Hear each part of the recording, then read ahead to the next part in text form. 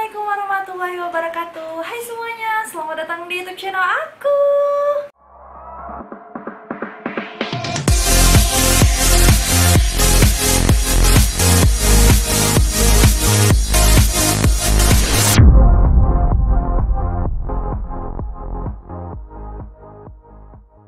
Oke, sebelum gue mulai video gue kali ini, gue mintakan buat kalian semua untuk jangan lupa untuk klik like dulu, terus juga di subscribe juga YouTube channel aku, terus juga jangan lupa di share. Terus juga kalau misalnya ada tombol loncengnya itu kalau bisa dinyalain biar kalian selalu dapat update info video terbaru dari gue.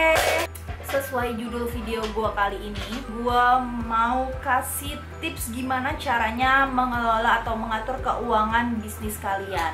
Nah, tapi sebelum itu kalian duduk manis dulu sambil boleh menikmati juga pisang gorengnya, atau kalian bisa sambil ngeteh biar bisa fokus nonton video gue. Oke. Jadi tips mengelola keuangan bisnis yang pertama adalah pisahkan uang pribadi dan juga uang bisnis. Jadi kalau misalnya nih kalian punya uang pribadi tapi juga kalian juga sedang menjalankan bisnis, nah disarankan kalau misalnya kalian punya rekening satu, kalau bisa mulai sekarang kalian pisah. Jadi kalian buat dua rekening. Yang satu itu khusus untuk keuangan pribadi kalian, jadi kalau misalnya untuk pengeluaran pribadi kalian. Yang satunya lagi khusus untuk bisnis, kayak gitu.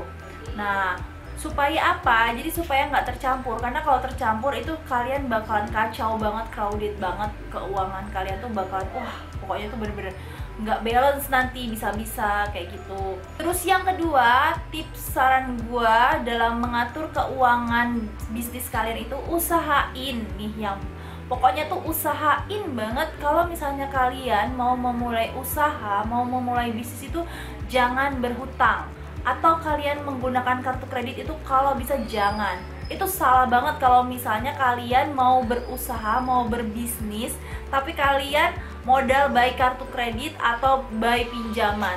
Itu kalau bisa jangan. Kalau misalnya nih kalian nggak punya modal, ya udah dipakai aja yang ada, yang apa yang bisa. Kan ada tuh kalau misalnya dropshipper kan itu kan dia nggak perlu modal.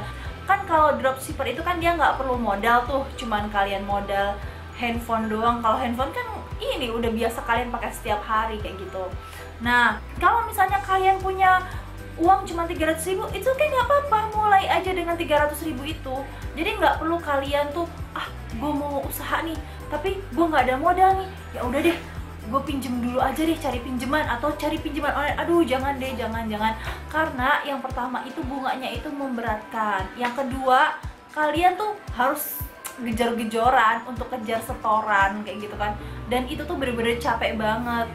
Terus yang ketiga itu belum tentu, misalnya nih kalian pinjam 10 juta terus kalian cicil sebulan 1 juta. Iya, kalau misalnya nanti income kalian tuh ketutup, bisa dapet 1 juta lebih, jadi bisa buat bayar utang lah. Kalau misalnya enggak, income kalian nggak ada 1 juta untuk bayar cicilan, itu bagaimana? Nah, jadi gue saranin buat kalian yang mau mulai bisnis, usahain jangan pakai pinjaman online, pinjaman siapapun, atau pinjaman kartu kredit, usahain jangan.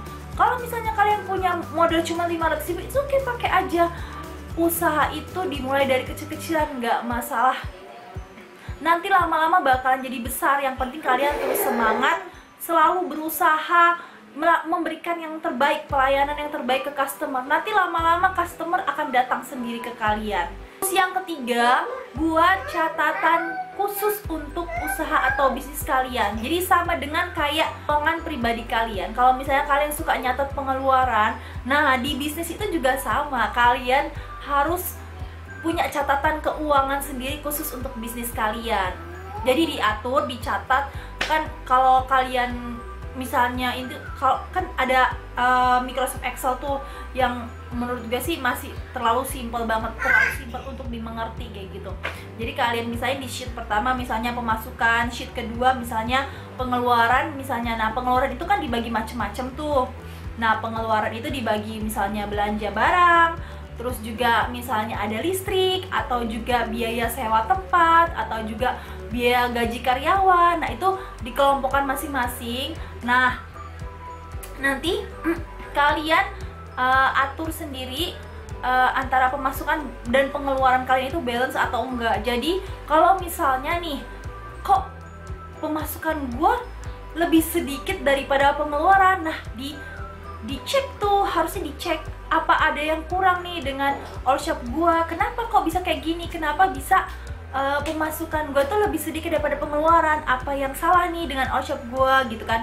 Gue harus nih putar otak nih gimana caranya supaya all shop gue tuh nggak kayak gini, bisa berkembang lebih besar. Pokoknya tuh kalau bisa tuh buat catatan itu tuh rutin, kalau bisa setiap hari. Kalau misalnya emang kalian setiap hari selalu ada penjualan, kalau bisa dicatat setiap hari kayak gitu.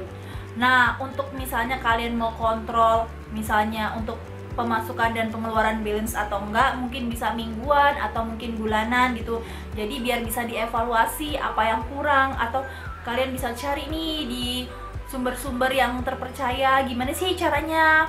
Misalnya ada kesalahan nih, mungkin marketing gue kurang bagus nih, kurang oke, jadi kurang mendapatkan customer yang sesuai atau yang relevan dengan target kalian kayak gitu. Pokoknya tuh usahain kalian jangan males-males yang namanya nyatet keuangan kayak pemasukan dan pengeluaran. Misalnya kalian belanja apa, itu tetap dicatat. Atau misalnya kalian pakai jasa promosi, itu tetap dicatat sedetail mungkin. Itu untuk mengontrol keuangan bisnis kalian. Tips yang keempat, selalu kontrol keuangan bisnis kalian. Jadi kalau misalnya nih kalian udah punya format, udah bikin format khusus untuk penjualan kalian, itu kalian harus rajin-rajin kontrol, jangan sampai loss. Kalau bisa tiap minggu ya tiap minggu, kalau bisa tiap hari ya tiap hari, kalau bisa sebulan sekali ya nggak apa-apa. Tapi kalau bisa sih jangan terlalu lama ya, karena itu untuk mengontrol keuangan kalian supaya nggak. Jadi kalau misalnya pemasukan lebih kecil daripada pengeluaran, seharusnya kalian mulai waspada seperti itu. Nah, itu dia tadi tips gua mengenai gimana sih cara mengatur keuangan bisnis kalian supaya kalian itu tuh nggak selalu terjebak dengan masalah hutang, atau nggak selalu terjebak dengan kok omset gue kan segini-segini doang. Walaupun di masa pandemi ini jujur sih memang penurunan banget dalam hal penjualan, tapi setidaknya jangan sampai pemasukan itu lebih kecil daripada pengeluaran, karena itu bisa bahaya banget seperti itu. Kalau misalnya emang pemasukan kalian lebih kecil daripada pengeluaran, mungkin bisa dikontrol di pengeluaran seperti itu. Kalau gue pernah tonton di videonya Instagramnya Pak Sandiaga Uno, sesusah-susahnya kalian dalam berbisnis, usahain jangan sampai memecat karyawan. Jadi kalian bisa memanage dengan mengatur pengeluaran untuk biaya marketing. Biasanya kan kalau kalian berjualan itu kan pasti ada biaya khusus untuk marketing. Nah, itu bisa dikurangin dari biaya marketing. Atau kalian mungkin misalnya sewa tempat tadinya sebulan misalnya yang 3 juta, nah bisa mungkin pindah ke tempat yang biaya sewanya lebih murah seperti itu, tapi tetap bisa mendapatkan target-target konsumen yang sesuai, yang relevan dengan barang usaha kamu kayak gitu. Oke, itu dia tadi tips gue mengenai cara mengatur keuangan bisnis kalian. Pokoknya jangan lupa untuk klik like, subscribe, dan juga share ke seluruh teman kalian di sosial media. Dan thank you, bye bye.